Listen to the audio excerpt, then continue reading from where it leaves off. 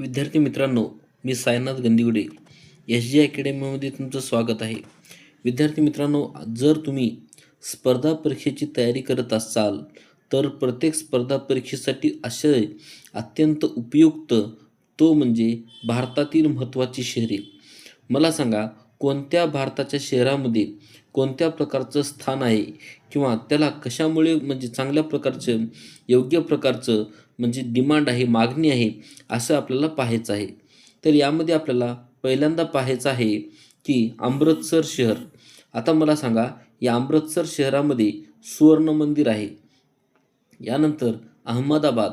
अहमदाबादमध्ये आहे साबरमती आश्रम. नंबर 3 बघा आग्रा. आग्र्यामध्ये आहे लाल किल्ला.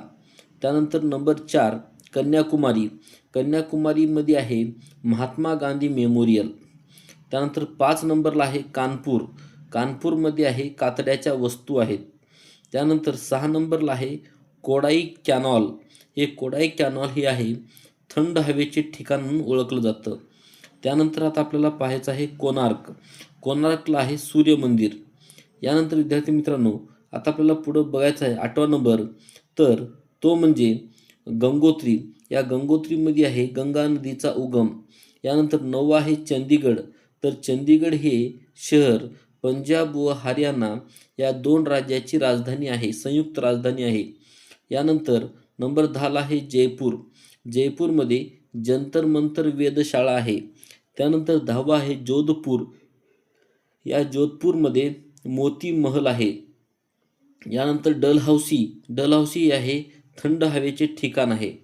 यानंतर 12वा म्हणजे औरंगाबाद. मराठवाड्यामधील औरंगाबाद हे शहर, ज्याला आपण संभाजीनगर म्हणतो, हे शहर आहे 52 दरवाजाचे शहर म्हणून ओळखले जाते.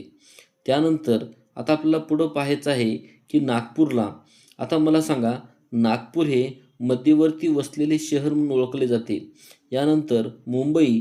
मुंबई म्हणजे नैसर्गिक बंदर म्हणून ओळखले जाते. यानंतर आता आपल्याला पाहायचं आहे की नाशिक. नाशिक हे 7 टेकड्यावर वसलेले शहर असे म्हणून आपण म्हणतो. यानंतर पोरबंदर. पोरबंदर हे शहर महात्मा गांधीजींचे जन्मस्थळ म्हणून आपण त्याला ओळखतो. यानंतर 17वा नंबर म्हणजे हैदराबाद. तर या हैदराबादमध्ये चारमिनार आहे. तर विद्यार्थी मित्रांनो, अशा प्रकारे आपण भारतातील कोणते शहर, लक्षात घ्या, भारतामधील महत्त्वाची शहरे आणि त्या ठिकाणी असलेली त्यांची माहिती आपण पाहिलेली आहेत. धन्यवाद.